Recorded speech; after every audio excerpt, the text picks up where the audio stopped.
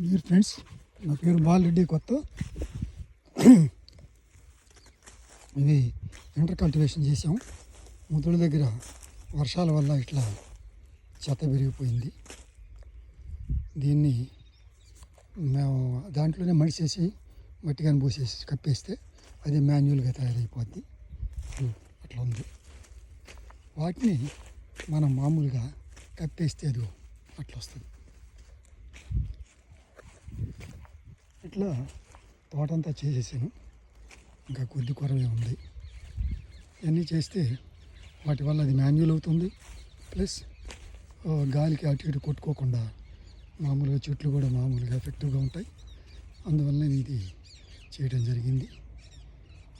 చూడండి, మీకు నచ్చితే లైక్ చేయండి. Thank you. బాయ్. అలా వస్తాయి.